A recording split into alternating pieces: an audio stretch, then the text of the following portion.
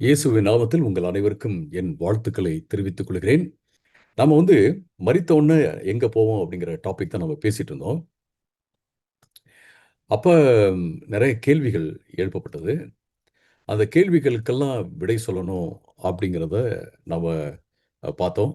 அதுல முக்கியமான கேள்வி என்ன அப்படின்னா, நிறைய பேருக்கு ஒரு அ டிஸ்அக்ரீமென்ட் இருந்துச்சு. அதாவது நிறைய பேருக்கு இத ஏற்றுக்கொள்ள முடியாம இருந்துச்சு. மரித்த உடனே நாம ஆண்டவர்ட்ட தான் இருக்க போறோம் அப்படிங்கிற அந்த கான்செப்ட் அந்த இந்த கோட்பாடு, அந்த அ விதிமுறை வந்து சிலருக்கு அ அது எப்படி அப்படின்ற மாரி இருந்துச்சு. ஏன்னா, நாம எல்லோரும் ஒரு இடைப்பட்ட இடத்துக்கு போறோம்.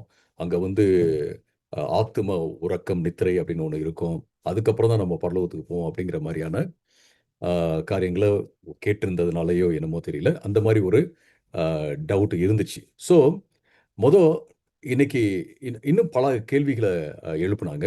பல்வேறு கேள்விகள் இயேசு கிறிஸ்துவுடைய வருகைய சம்மந்தப்பட்ட கேள்விகளாக இருந்தது. பட் இன்னைக்கு நாம அ இந்த இந்த வகுப்புல, இந்த பைபிள் ஸ்டடில மரித்ததுக்கு அப்புறம் எங்க போறோம் அப்படிங்கிறத கொஞ்சம் விளக்கமா சொல்லிட்டு, அதுக்கப்புறம் வருகிற பைபிள் ஸ்டடில இயேசு கிறிஸ்துவுடைய வருகை குறித்து பல்வேறு கேள்விகளுக்கு நம்ம பதில் சொல்ல போறோம். வேதத்திலிருந்து பதிலை கண்டுபிடிக்க போறோம் அப்படின்னு தான் நம்ம சொல்ல முடியும். ஓகே. இப்ப ஆம் பைபிள்ல பைபிள் படி மரித்தோன நம்ம எங்க போறோம் அப்படிங்கிறத மட்டும் நம்ம பார்க்கலாம். ஓகே. பழைய ஏற்பாட்டுக்கு நம்ம போலாம். பழைய ஏற்பாட்டுக்கு நீங்க போனீங்க அப்படின்னா, பழைய ஏற்பாட்டுல மரித்த உடனே நம்ம எங்க போறோம் அப்படிங்கிறதுக்கு ஒரு வார்த்தை யூஸ் பண்ணப்பட்டிருக்கு. அந்த வார்த்தை ஷியோல் அப்படிங்கிற வார்த்தை. பாதாளம் அப்படின்னு சில இடங்கள்ல டிரான்ஸ்லேட் பண்ணியிருப்பாங்க. ஷியோல் அப்படிங்கிற வார்த்தை எபிரேயத்துல. இந்த ஷியோல் அப்படிங்கிற வார்த்தை கிட்டத்தட்ட 65 முறை பழைய ஏற்பாட்டுல வருகிறது.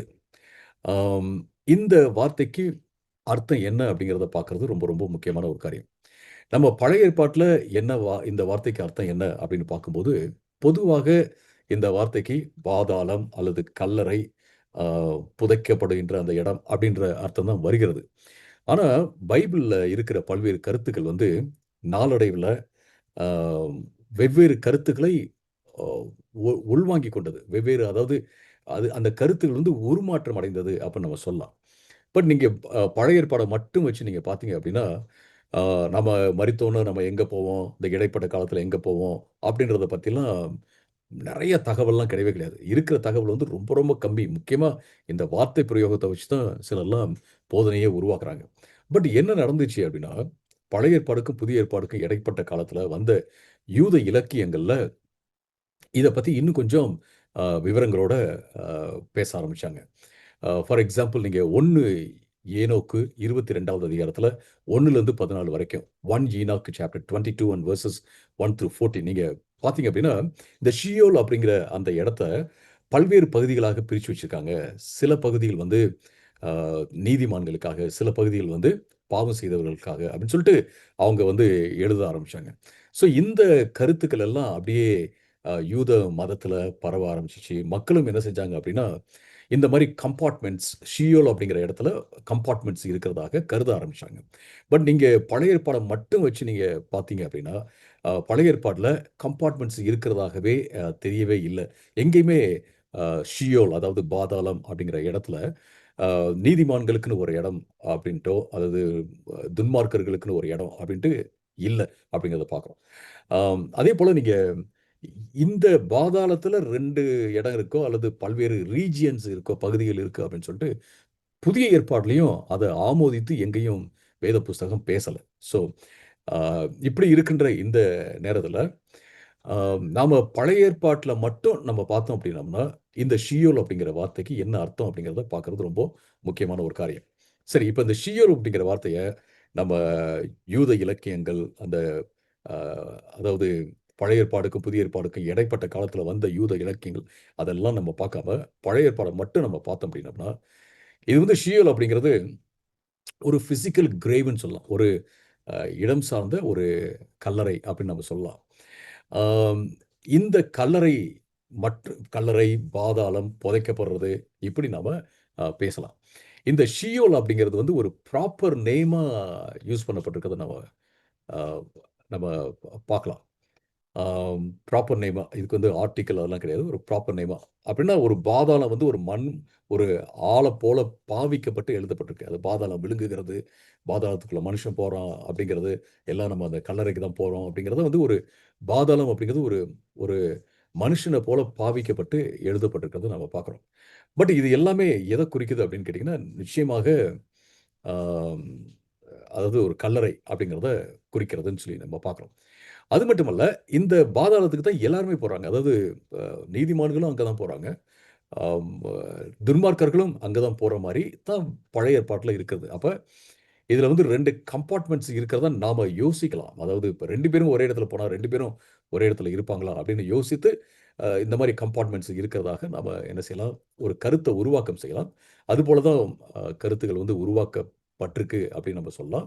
பட் அந்த கருத்துக்கள் யூத இலக்கியங்கள்ல கருத்துக்கள் வருவதற்கும் பல்வேறு மற்ற மதம் மற்றும் தத்துவத்தினுடைய ஆ கருத்துக்களும் அது மேல ஒரு தாக்கத்த கொண்டு வந்திருக்கு அப்படின்றதுல எந்த சந்தேகமும் கிடையாது.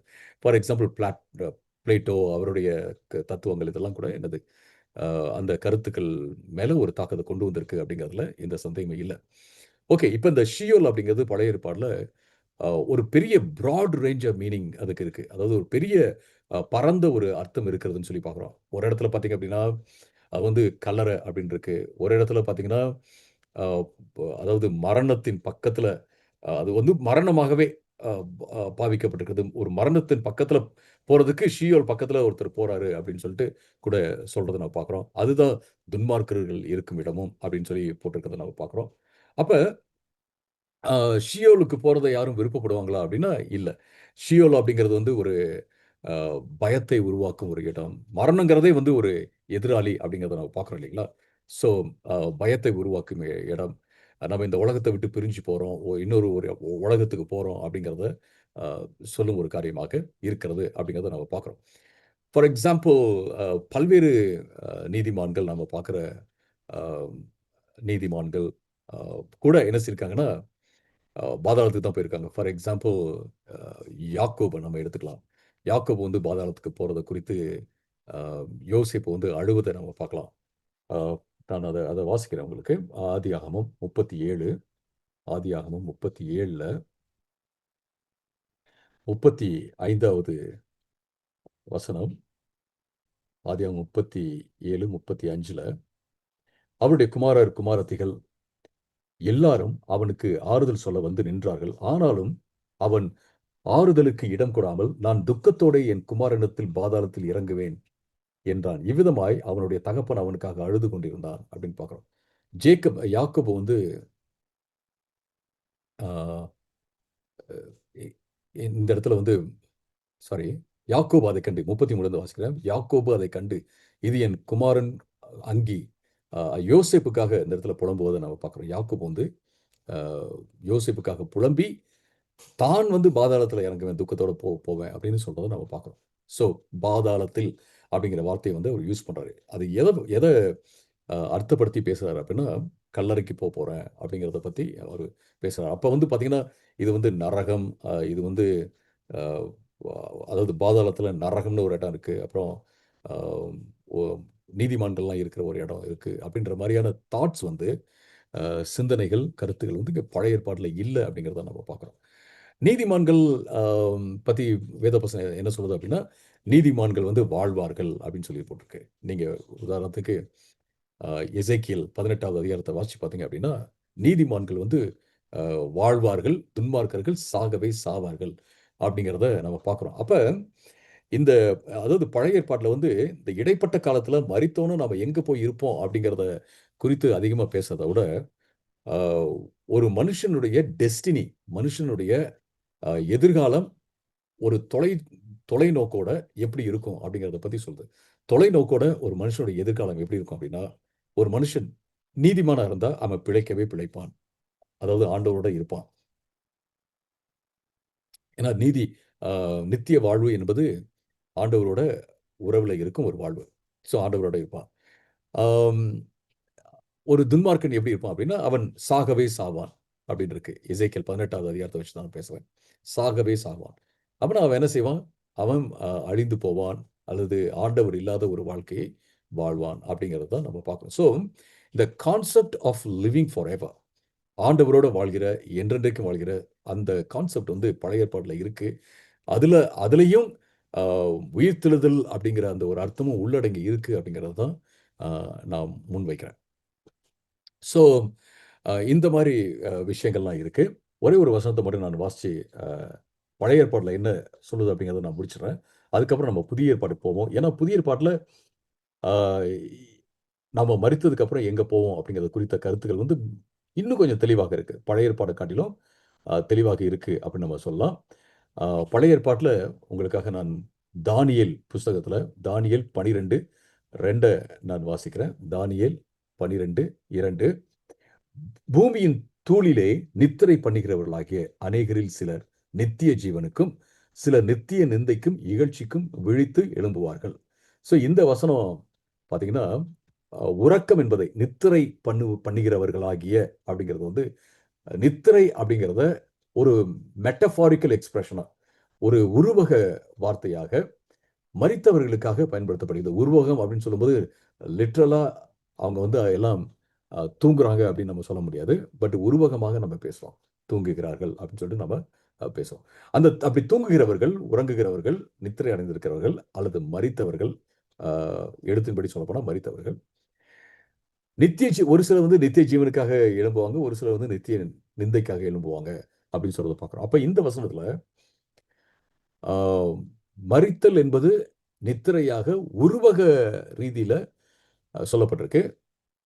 உயிர்த்தெழுதலை பத்தியும் தானியேல் அந்த இடத்துல பேசுறார் அப்படிங்கிறத நம்ம பார்க்கிறோம். ஸோ ஒட்டுமொத்தமாக நம்ம ஒரு சுருக்கமா பழைய ஏற்பாட்டுல மரித்தோன்னா நம்ம எங்க போறோம் அப்படிங்கிறத பத்தி என்ன சொல்லுது அப்படின்னு பார்த்தோம்னா, நிச்சயமா மரித்த உடனே நாம பாதாளத்துக்கு போறோம்.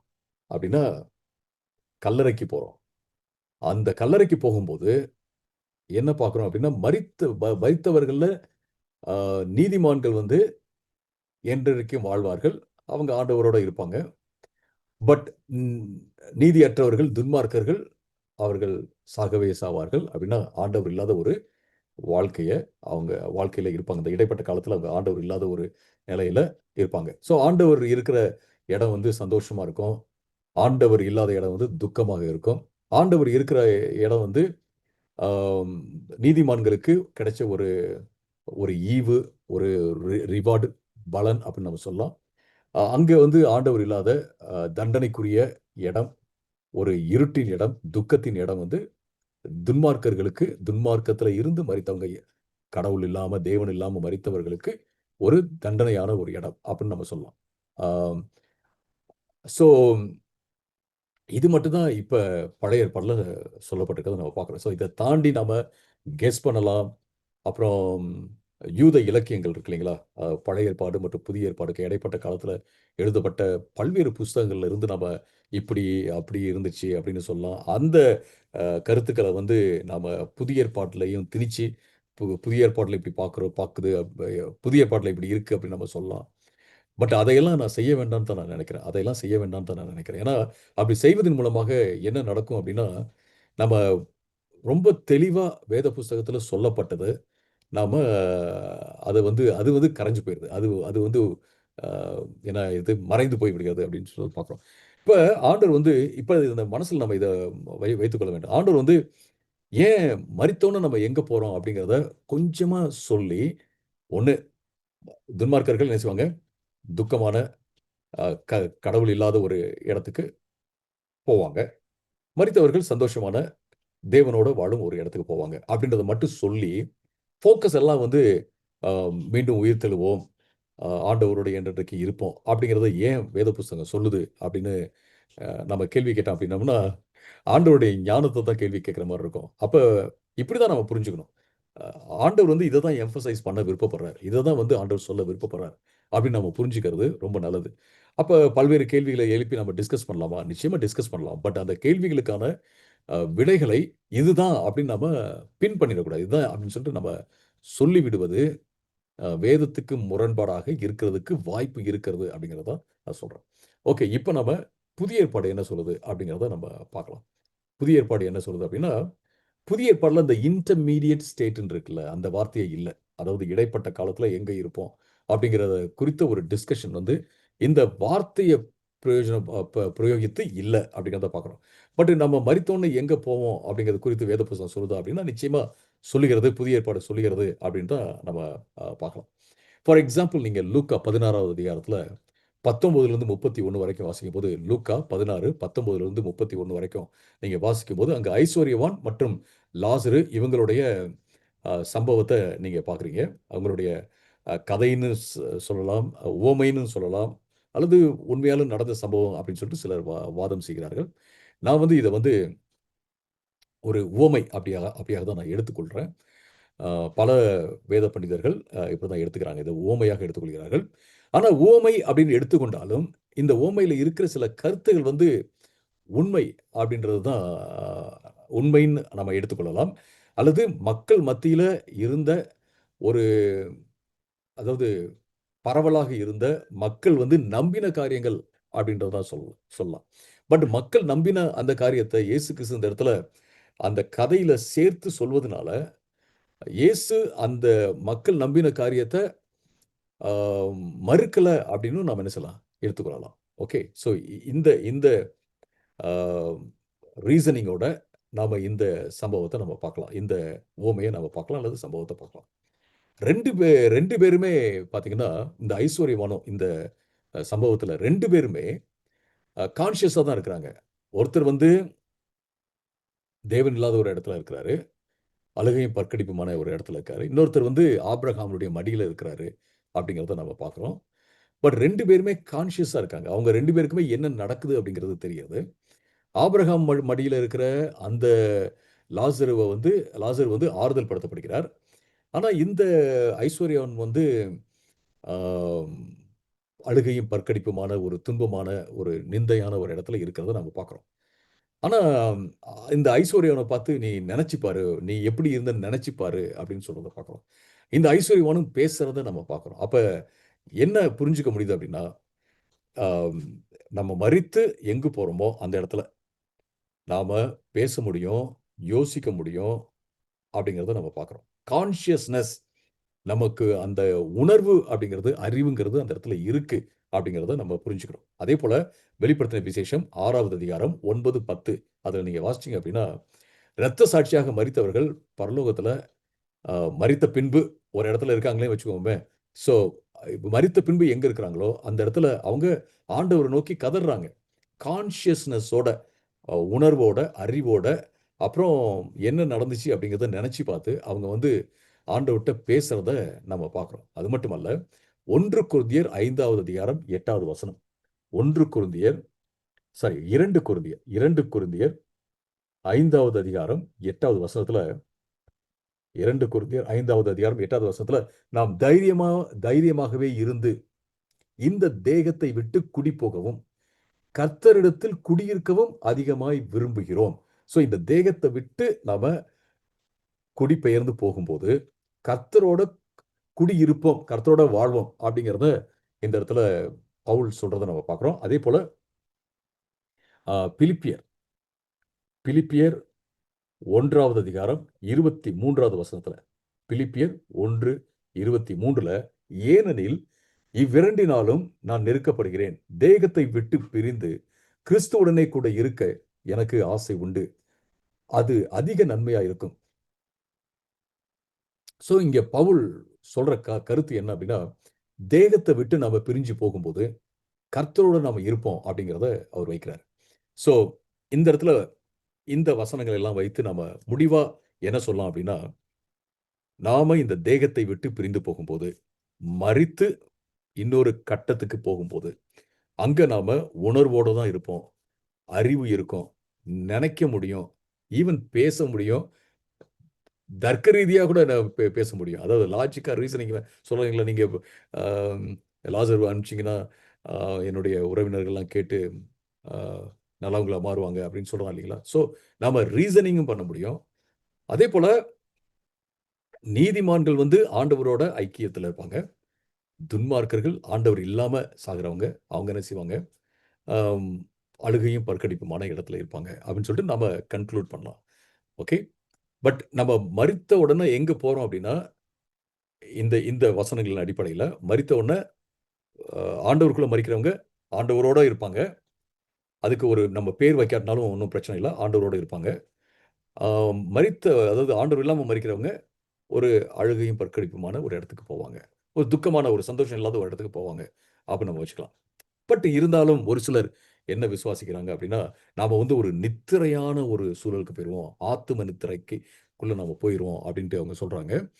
எதை வச்சு அவங்க சொல்றாங்க அப்படின்னா, பல்வேறு இடங்கள்ல வேத புஸ்தகத்துல மரித்தவர்களை குறித்து உருவகமாக பேசும்போது, ஸோ இந்த வார்த்தை ரொம்ப இம்பார்ட்டன்ட். மெட்டபாரிக்கலி உருவகமாக பேசும்போது நித்திரை அடைந்திருக்கிறார்கள் அப்படின்னு பேசுறதை நம்ம பார்க்குறோம். பட் இந்த நித்திரை என்பது உருவகமாக சொல்லப்படும் காரியமே ஒழிய, ஆஹ், அதாவது ஒரு ஒரு ஆத்தும நித்திரைக்குள்ள அப்படியே இயங்காமல் உணர்வு இல்லாத ஒரு, எப்படி மரித்தாங்க அப்படின்னா அவங்கள அந்த சரீரத்தை தூக்கி மாச்சுவரியில் வச்சிடுறாங்களோ, அவங்க எதுவுமே செய்யறது இல்லை, உணர்வு இல்லை, எதுவுமே இல்லாமல் இருக்காங்களோ, அது போன்ற ஒரு சூழலுக்கு, அது போன்ற ஒரு கட்டத்துக்குள்ள நம்ம போயிருவோம் அப்படின்னு சொல்லிட்டு நிறைய பேர் விசுவாசிக்கிறாங்க, நிறைய பேர் நம்புறாங்க.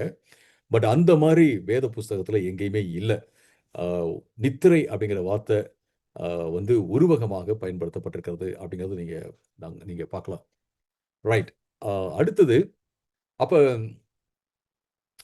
வேத புஸ்தகம் வந்து நித்திரைக்குள்ள நம்ம, அதாவது மரித்தவங்கள சவத்தை கொண்டு போயிட்டு மாச்சுவரியில வைக்கிறாங்க அல்லது எங்கேயாவது ஃப்ரீசர்ல வைக்கிறாங்க, அந்த மாதிரிலாம் இல்லை. அப்படின்னா என்ன நடக்குது கிறிஸ்துக்குள்ள மரித்தவங்களுக்கு அப்படின்னா, டெஃபினெட்லி முன்னாடி சொன்னது போல நம்ம ஆண்டவர் கூட இருக்க போறோம். ஆம், அவரோட ஐக்கியம் கொள்வோம். ஃபார் எக்ஸாம்பிள், சிலுவையில தொங்கிக் கொண்டிருந்த அந்த திருடனை பார்த்து ஆண்டவர் சொல்றாரு, இன்றைக்கு நீ என்னோடு பரதேசியில் இருப்பாய் அப்படின்னு சொல்றாரு. பரதேசியில் இருப்பாய் அப்படின்னு சொல்றதை நம்ம பார்க்கிறோம். பரதேசி அப்படிங்கிற அந்த வார்த்தையை எடுத்துட்டு ஒரு சிலர் இப்படி சொல்லுவாங்க, பரதேசின்னு ஒண்ணு, அப்புறம் பரலோகம்னு ஒண்ணு இருக்கு. ஸோ நாம மரித்த உடனே கிறிஸ்தவர்கள், அதாவது ஆண்டவருக்குள்ள இருக்கவங்க மரித்த உடனே அவங்க என்ன செய்வாங்க, பரதேசி அப்படின்ற ஒரு இடத்துக்கு போவாங்க. அதன் பின்பு நாம வந்து பரலோகத்துக்கு போவோம் அப்படின்ட்டு சிலர்லாம் சொல்றத நான் கேட்டிருக்கிறேன். அந்த மாதிரி ஒரு நம்பிக்கை மக்கள் மத்தியில இருக்கிறது. ஆனா வேத புஸ்தகத்துல பார்த்தீங்கன்னா, பரதேசியும் பரலோகமும் ஒன்றாக சித்தரிக்கப்பட்டிருக்கிறத நம்ம பார்க்கிறோம். வெளிப்படுத்தின விசேஷத்துல ஆ, அப்படி ஒரு வசனம் இருக்கிறத நான் உங்களுக்கு போன தடவையே சுட்டி காண்பித்தேன். ஆம், அந்த அந்த வசனத்தை நான் எடுக்கிறேன். நீங்களும் எடுக்கலாம். அது இருந்துச்சுன்னு நீங்க ஓகே. இப்ப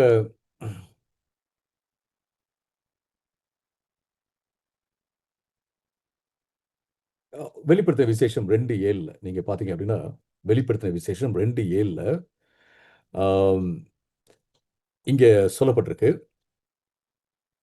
நான் அதை உங்களுக்காக எடுத்து நான் வாசிக்கிறேன். சாரி. வெளிப்படுத்தின விசேஷம் 2:7 நீங்க எடுத்தீங்கன்னா வாசிக்கலாம். ஆனா இது வந்து ரெக்கார்டட் வீடியோ. 2:7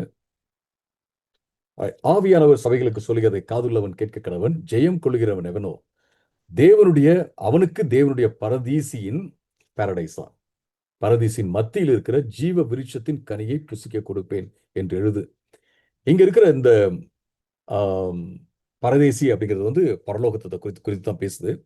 ஆனா பரதேசியின் மத்தியில் இருக்கிற ஜீவ விருட்சம் அப்படின்னு சொல்றதை பார்க்கிறோம். அந்த ஜீவ விருட்சத்தின் கனியை நான் புசிக்க கொடுப்பேன் அப்படின்னு சொல்லிட்டு பேசுறதை நம்ம பார்க்கிறோம். ரைட். இப்ப இந்த ஜீவ விருட்சம் அப்படிங்கிறது நிச்சயமாக தேவன் தருகிற நித்திய வாழ்வு, நித்திய ஜீவனுக்கு ஒப்பிட்டு நம்ம பேசலாம். ரைட். இப்ப இந்த இடத்துல பரலோகமும் பரதேசியும் ஒரே இடமாக தான் பாவிக்கப்பட்டிருக்கிறது அப்படிங்கிறத நம்ம பார்க்கிறோம். ரைட். ஸோ ஒருவேளை நமக்கு இன்னும் திருப்தி இல்லை, இல்லை நம்ம மரித்தோன்னா நம்ம பரதேசிக்கு தான் நம்ம போகிறோம், அதுக்கப்புறம் தான் நம்ம ஹெவனுக்கு போகிறோம் அப்படின்னா ஒன்றும் பிரச்சனையே இல்லை. பட் ஒரு காரியத்தை நம்ம மனசில் வச்சுக்கணும். இது ரொம்ப ரொம்ப தெளிவாக வேத புஸ்தகத்தில் இருக்கிற காரியம் என்ன அப்படின்னா, நம்ம மரித்தோன்னா ஆண்டவரோட இருக்க போகிறோம் அப்படிங்கிறது வந்து தெளிவாக இருக்கிற காரியம். நம்ம பரதேசியில் இருந்து நம்ம ஆண்டவரோட இருப்போமா, அல்லது பரலோகன் அப்படின்ற இடத்துல இருந்து ஆண்டவரோட இருப்போமா அப்படிங்கிறது I think it doesn't matter. ஆண்டவரோட இருக்க போறோம் அப்படிங்கிறது தான். ஸோ ஆனால் என்னை பொறுத்த வரைக்கும் மட்டும் இல்லை, நிறைய ப்ராமினன்ட் பைபிள் ஸ்காலர்ஸ் பொறுத்த வரைக்கும் என்ன அப்படின்னு பார்த்தோம்னா, இந்த ரெண்டுமே ஒன்று தான். பரதேசி அப்படிங்கிறதும் பரலோகம் அப்படிங்கிறதும் ரெண்டும் ஒன்று தான் அப்படின்னு தான் நான் கருதுகிறேன். நிறைய வேத பண்டிதர்களும் அப்படிதான் கருதுகிறார்கள்.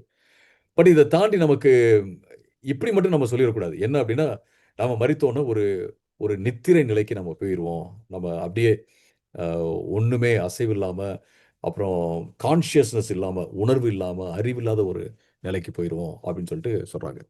ஏன் அப்படி சொல்றாங்க அப்படின்னு கேட்டீங்கன்னா, இன்னொரு வாதம் என்ன அப்படின்னா, நாம சரீரம் இருந்தா தானே நம்ம இந்த உணர்வுன்னு ஒண்ணு இருக்க முடியும்.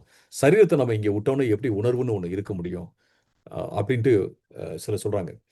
சி அ ஆண்டவர் வந்து ஆவியாக இருக்கிறார். ஆண்டவருக்கு வந்து சரீரம் இல்ல.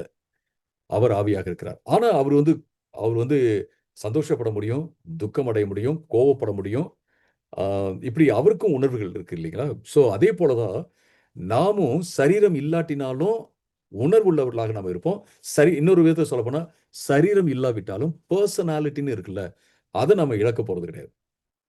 ஸோ இத வந்து என்ன சொல்லுவாங்க அப்படின்னு கேட்டீங்கன்னா, இப்ப நம்ம இந்த உலகத்துல இருக்கும்போது சரீரம் பிளஸ் நம்முடைய அ அதாவது காணும் பகுதி க சரீரம், காணப்படாத பகுதி ஆத்துமா, அப்புறம் ஆவி. இந்த 2ம் ஒண்ணா சேர்ந்து மனுஷனா ஒரு ஒரு யூனிஃபைடு பெர்சனா ஒன்றிசைந்த ஒரு நபராக நம்ம இருக்கிறோம்.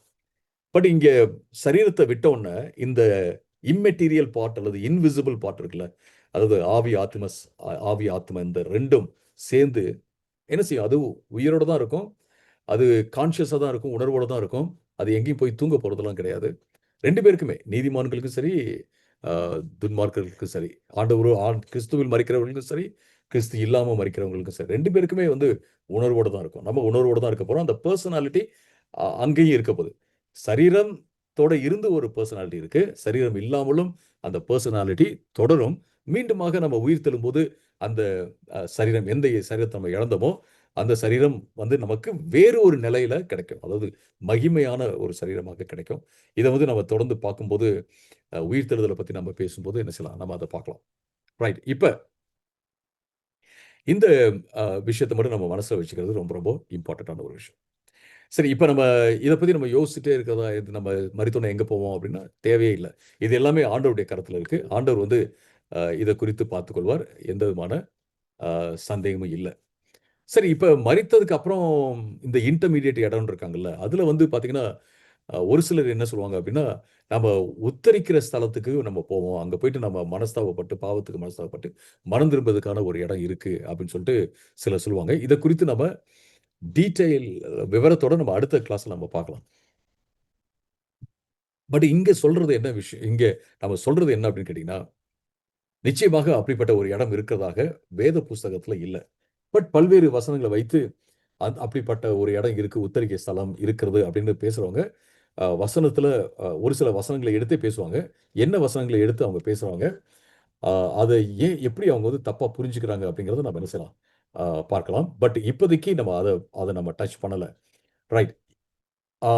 வேத வசனம் என்ன சொல்லுது அப்படின்னு பார்த்தோம்னா, எபிரேயர் 9வது அதிகாரம் 27வது வசனத்துல, எபிரேயர் 9:27ல மிக தெளிவா போட்டிருக்கு. அன்றியும் ஒரே தரம் மரிப்பதும் பின்பு நியாய தீர்ப்படைவதும் மனுஷருக்கு நியமிக்கப்பட்டிருக்கிறதே மற்றிருக்கிறபடியே கிறிஸ்துவும் அநேகருடைய பாவங்களை சுமந்து தீர்க்கும்படிக்கு ஒரே தரம் பலியிட்டு பலியிடப்பட்டு தமக்காக காத்து கொண்டிருக்கிறவர்களுக்கு ரட்சிப்பை அருளும்படி இரண்டாம் தரம் பாவம் இல்லாமல் தரிசனமாவார். சோ ஒரே தரம் மறிப்பதும் அதன் பின்பு நியாயம் தீர்ப்பு அடைவதும் தான் மனுஷனுக்கு நியமிக்கப்பட்டிருக்குதுன்னு சொல்லி பார்க்கணும். சோ இன்னொரு சான்ஸ் கிடைக்குமா அப்படின்னா, அது குறித்து வேத வசனம் சொல்லவில்லை அப்படின்னு தான் நான் சொல்வேன். பட் இந்த வசனத்தை எடுத்து அதுக்காக பேசுறவங்களும் இருக்காங்க. எப்படிலாம் பேசுறாங்க? அ எப்படி நம்ம சரியா அத புரிஞ்சுக்கலாம் அப்படிங்கிறத நம்ம அடுத்த பைபிள் ஸ்டடியில நம்ம பார்க்கலாம். சரி, இப்ப நான் எல்லாத்தையும் ஒட்டுமொத்தமா அ ஒரு சம்மரைஸ் பண்ணிட்டு, அப்பனா நம்ம மரணத்துக்கு அப்புறம் என்ன நடக்கும் அப்படிங்கிறத குறித்து எப்படிப்பட்ட ஒரு கண்ணோட்டம் நம்ம வச்சுக்கலாம் அப்படிங்கிறத நான் உங்களோட நான் பேசப் போறேன். மொத பழைய ஏற்பாட்டுல ஷியோல் அப்படிங்கிற வார்த்தை இருக்கு. அது பாதாளத்த குறித்து பேசுது. துன்மார்க்கரும் சரி, நீதிமான்களும் அதே இடத்துக்கு தான் போறாங்க. அதுல வந்து கம்பார்ட்மெண்ட்ஸ் இருக்கா அப்படின்னா, கம்பார்ட்மெண்ட்ஸ் இருக்கு அப்படின்றத வேத புஸ்தகம் சொல்ல, பழைய ஏற்பாடு சொல்ல. பட் அப்படிப்பட்ட ஒரு கருத்து வந்து இடைப்பட்ட காலத்துல, பழைய ஏற்பாடு மற்றும் புதிய ஏற்பாடுக்கு இடைப்பட்ட காலத்துல இருக்கிற பல்வேறு யூத இலக்கியங்கள்ல அந்த மாதிரியான கருத்துக்கள் வர ஆரம்பித்து விட்டது. அதற்கான தாக்கம் வந்து கிரேக்க தத்துவங்களும் மற்ற மதங்களும் இருக்கிறதுக்கு வாய்ப்பு இருக்கு அப்படிங்கிறத நம்ம பார்க்கிறோம். ரைட். அடுத்தது புதிய ஏற்பாடுக்கு வரும்போது மிக தெளிவாக நாம பார்க்கிறோம். மரித்த உடனே நாம ஒரு இடத்துக்கு நம்ம போறோம். அந்த இடம் வந்து அந்த இடத்துல நம்ம கான்ஷியஸா தான் இருக்க போறோம். அதாவது சோல் ஸ்லீப், ஆத்தும நித்திரை அந்த இடத்துக்கு நம்ம போறதில்ல. அந்த நிலைக்கு நம்ம போறதில்ல. அப்படியே நம்ம தூங்கிட்டே தூக்க மாதிரி ஒரு நிலையில இருப்போம். நமக்கு எதுவுமே தெரியாது. அந்த நிலைக்கு இல்ல. நமக்கு தெரியும். நம்ம பேச முடியும். நம்ம ரிமெம்பர் கூட பண்ண முடியும். நினைக்க முடியும். நினைவூட்டி பார்க்க முடியும். ஞாபகப்படுத்தி பார்க்க முடியும். ஆ அப்படிங்கிறதெல்லாம் நம்ம பார்க்குறோம் பைபிள்ல. பட் நினைப்பூட்டி பார்க்க முடியும். நம்ம ஞாபக சக்தி இருக்கும். ஞாபக சக்தி ஞாபகப்படுத்த முடியும். ஞாபகப்படுத்துறதும் படுத்தாததும் நம்முடைய இஷ்டம். பட் ஞாபகப்படுத்த முடியும் அப்படிங்கிறத நம்ம பார்க்குறோம். கான்ஷியஸ்னஸ் வந்து நிச்சயமா இருக்கும். அப்ப அந்த கான்ஷியஸ்னஸோட நம்ம என்ன செய்ய போறோம் அப்படின்னா, ஆண்டவரோட இருக்க போறோம். சந்தோஷமாக இருப்போம் அப்படிங்கிறத நம்ம பார்க்குறோம். அடுத்தது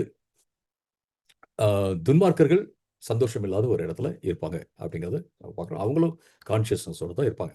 சரி, இப்ப இதையெல்லாம் நம்ம படிக்கிற, அறிந்து கொள்ற நாம எப்படி இருக்கணும் அப்படிங்கிறத நம்ம பார்க்கலாம். நம்பர் 1, ஆ கிறிஸ்துவுக்குள்ள இருக்கிறவங்க மனசுல வச்சுக்க வேண்டிய விஷயம் என்ன அப்படின்னா, நம்ம மரித்தாலும் ஆண்டவருடைய கரங்கள்ல பாதுகாப்போட தான் இருப்போம் அப்படிங்கிறத நாம மனதிலே வைத்துக் கொள்ள வேண்டும். இது ரொம்ப முக்கியமான ஒரு காரியம். ஸோ நம்ம மரித்தோனே எங்க போவோம், எங்க போவோம் அப்படின்லாம் நம்ம யோசிக்க தேவையில்ல. எங்க போவோங்கிறது ஆண்டவர் பார்த்துக்குவாரு.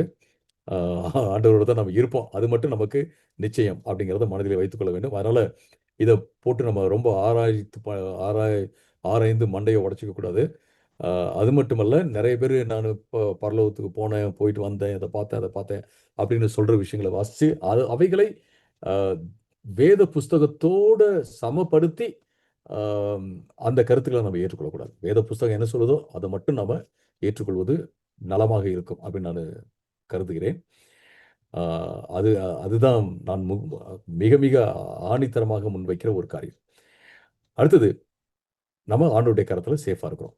லூக்கா 23வது அதிகாரம் 46வது வசனத்துல இயேசு சொல்றாரு, "உம்முடைய கைகளில் என் ஆவியை ஒப்புவிக்கிறேன்" என்று மகா சத்தமிட்டு கூப்பிட்டு சொன்னார். இப்படி சொல்லி ஜீவனை விட்டார். ஸோ நாம செய்ய வேண்டியது என்ன அப்படின்னா, ஆண்டவரே உம்முடைய கரத்துல என் ஆவியை ஒப்படைக்கிறேன். அவ்வளவுதான். ஸோ அதான் அதான் ஆ ரொம்ப இம்பார்ட்டன்ட். அடுத்தது பார்த்தோம் அப்படின்னம்னா, நாம இந்த உலகத்தினுடைய காரியங்கள், வேலைகள் இதிலிருந்து நம்ம இளைப்பாறுவதற்கான ஒரு வாய்ப்பு நம்முடைய மரணம் அப்படின்னு நம்ம எடுத்துக்கொள்ளலாம். எபிரேயர் 4வது அதிகாரம் 10வது வசனத்துல எபிரேயர் 4:10 இப்படியாக வாசிக்கிறோம். ஏனெனில் அவருடைய இளைப்பாறுதலில் பிரவேசித்தவன் தேவன் தம்முடைய கிரியைகளை முடித்து ஓய்ந்தது போல தானும் தன் கிரியைகளை முடித்து ஓய்ந்திருப்பான். இந்த உலகத்தில் நம்ம செய்ய வேண்டிய வேலைகள்லாம் நம்ம செஞ்சு செஞ்சு முடிச்சிட்டோமா என்பது இன்னொரு ஒரு கேள்விதான். நம்ம செய்து முடிக்க முடிக்க இன்னொரு வேலை வந்துகிட்டே தான் இருக்கு அந்த உலகத்துல. ஆம், நான் என்ன செய்திருக்கிறேன், ஆண்டவர் கொடுத்த வாழ்க்கையை வாழ்ந்து நான் இப்ப இளைப்பாறுறேன் அப்படின்னு சொல்லிட்டு நம்ம போவது நன்றாக ஒரு ஒரு காரியம். அது மட்டுமல்ல, இப்ப இந்த அதாவது பரதேசி, பரலோகம், ஆண்டவரோட இருப்பேன் அப்படிங்கிற இந்த காரியத்தெல்லாம் மனசுல வச்சு நம்ம வாழும்போது, நம்ம ஆண்டவருக்காக வாழ்றோம். ஆண்டவருக்காக நம்ம உண்மையாக வாழணும். அது மட்டுமல்ல, ஆண்டவருடைய நாம மகிமைக்காக வாழணும் அப்படிங்கிறத மனதிலே வைத்து வாழ்வது ரொம்ப முக்கியமான ஒரு காரியம். லூக்கா 20வது அதிகாரம், லூக்கா 20:38ல நம்ம இப்படியாக வாசிக்கிறோம். லூக்கா 20:38 அவர் மரித்தோரின் தேவராய் இராமல் ஜீவனுள்ளோரின் தேவராய் இருக்கிறார். எல்லாரும் அவருக்கு பிழைத்திருக்கிறார்களே. நம்ம ஆண்டவருக்காக வாழ்வது, ஆண்டவருக்காக மட்டுமே வாழ்வது, அவருடைய நாம மகிமைக்காக வாழ்வது ரொம்ப ரொம்ப முக்கியமான ஒரு விஷயம். இன்னொரு வசனத்தை நான் வாசிக்கிறேன். 1 பேதுரு 4வது அதிகாரம் 6வது வசனம். 1 பேதுரு 4வது அதிகாரம் 6வது வசனத்துல, இதற்காக மரித்தோரானவர்கள் மனுஷர் முன்பாக மாம்சத்திலே ஆக்கினைக்குள்ளாக ஆக்கினைக்குள்ளாக்கப்பட்டிருந்தும் தேவன் முன்பாக ஆவியிலே பிழைக்கும்படியாக அவருக்கு சுவிசேஷம் அறிவிக்கப்பட்டது. ஆண்டவருக்கு முன்பாக ஆவியிலே பிழைக்கிறோம். நம்ம இங்கே எங்கு போனாலும் ஆண்டவருக்கு முன்பாக என்ன செய்வோம்? நம்ம பிழைத்திருப்போம். இங்கேயும் நம்ம ஆண்டவருக்காக தான் வாழ்றோம். அங்கேயும் போயிட்டு ஆண்டவரோட வாழ்றோம். இங்கேயும் நம்ம ஆண்டவரோட தான் வாழ்றோம். அங்கேயும் ஆண்டவரோட தான் வாழ்றோம். நித்திய ஜீவன் என்பது ஆண்டவரோட வாழும் வாழ்க்கை. இங்கே ஆரம்பிச்சிருச்சு. அது இன்னும் ஒரு நிஜமான நிலையில நம்ம பரலோகத்திலேயே நம்ம போய் இருக்க போறோம். ஸோ என்ன பொறுத்தவரைக்கும் பரலோகம், பரதேசி எல்லாமே ஒண்ணுதான். ஆ நித்தியம் அதாவது நித்திரை மயக்கத்துல நம்ம இருக்க போறதில்ல. நம்ம சந்தோஷமா இருக்க போறோம் அப்படிங்கிறத நம்ம பார்க்குறோம். பட் ஆம், கிறிஸ்து இல்லாம மரிக்கிறவங்க, அவங்க என்ன செய்வாங்க?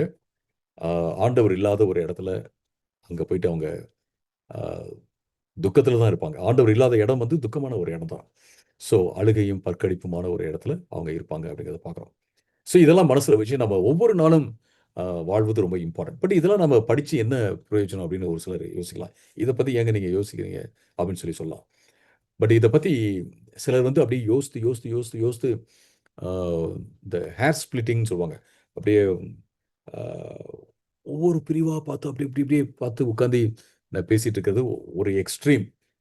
இன்னொன்னு பார்த்தீங்க அப்படின்னா, இத பத்தியே பரலோகத்த பத்தியே சிந்திக்காம இருக்கிறது இன்னொரு எக்ஸ்ட்ரீம். இந்த இடையில இருக்கிறது என்ன அப்படின்னு கேட்டீங்கன்னா, வேதத்தின்படி வேதம் வந்து ஒரே ஒரு காரியத்த தான் ரொம்ப எம்பசைஸ் பண்ணுது. நம்ம மரித்தோன ஆண்டவர்ட்ட இருக்க போறோம். அப்புறம் பார்த்தீங்க அப்படின்னா, உயிர்த்தெழுதல், அதுக்கப்புறம் என்றென்றைக்கும் ஆண்டவரோடு சேர்ந்து நம்ம ஆட்சி பண்ண போறோம். இந்த உலகத்தையே, பூமியவே ஆட்சி பண்ண போறோம். சந்தோஷமான ஒரு உலகம். இதுதான். ஸோ இதுதான் நமக்கு அ மரித்தோன ஆண்டவரோட இருக்க போறோம். அத ஆண்டவர் பார்த்துக்குவாரு. சந்தோஷமா நம்ம அவரோட இருக்க போறோம். உயிர்த்தெழுதல் வரப்போது. முழுசா நம்ம என்ன செய்ய போறோம்? உயிரோட எழும்ப போறோம். அவரோட என்றென்றைக்கு வாழ்வோம். அப்படிங்கிற இந்த ஒட்டுமொத்த காரியத்த மனசுல வச்சு நம்ம வாழும்போது, நமக்குள்ள என்ன மாரியான ஒரு கருத்து வருவதற்கு வாய்ப்பு இருக்கு அப்படின்னா, இந்த உலகத்துல வாழ்ற இந்த வாழ்க்கை 80 வருஷமோ, அல்லது 100 வயசு வரைக்குமோ வாழ்ற இந்த வாழ்க்கை வந்து கொஞ்சமான ஒரு வாழ்க்கை தான். இந்த வாழ்க்கையில நம்ம ஆண்டவருக்கு உண்மையாக இருக்க வேண்டும். அது மட்டுமல்ல, நம்ம நித்திய வாழ்விலும் என்ன செய்யணும்? ஆண்டவரோடு இருக்கணும். ஆண்டவருக்கு உண்மையாக இருக்கணும். அப்படிங்கிற அந்த காரியம் வந்து நமக்குள்ள இருக்கணும். அதுக்கு வந்து இந்த அ உபதேசங்கள் வந்து நம்மை உந்தி தள்ள வேண்டும். அப்பதான் இதுக்கு வந்து பிரயோஜனம் இருக்கு. இல்ல அப்டின்னா சும்மா உட்காந்து நம்ம பேசுறதுனால எந்த விதமான பிரயோஜனமும் இல்ல. ஸோ என்னுடைய ஜெபம் இன்னைக்கு என்ன அப்டின்னா, இந்த காரியங்கள உங்களோட பகிர்ந்து கொள்ளும்போது என்னுடைய ஜெபம் என்ன அப்டின்னா, நிச்சயமாக ஆண்டவர் நமக்கு ஆ மரித்தால் நம்ம எங்க இருக்க போறோம்? ஆண்டவரோட இருக்க போறோம். உயிர்த்தெழுதல் இருக்கு. நாம ஆண்டவரோடு என்றென்றைக்கும் வாழ்வோம். அது மட்டும் இல்ல இந்த பூமிய ஆட்சி செய்கிறவர்களாக நாம் இருப்போம். அப்படிங்கிற நம்முடைய ஐடென்டிட்டி இருக்குல்ல, அந்த அடையாளத்த வச்சு நம்ம இவ்ளோ பெரிய மகிமையான காரியத்த ஆண்டவர் குடுத்திருக்கிறாரு. இந்த மரணம் அப்படிங்கிறதோ, இந்த உலகம் வந்து நம்மள கட்டி போட முடியாது. இத தாண்டி நம்ம வாழ முடியும் அப்படிங்கிற அந்த ஒரு நம்பிக்கையில சந்தோஷமா இருக்கணும்.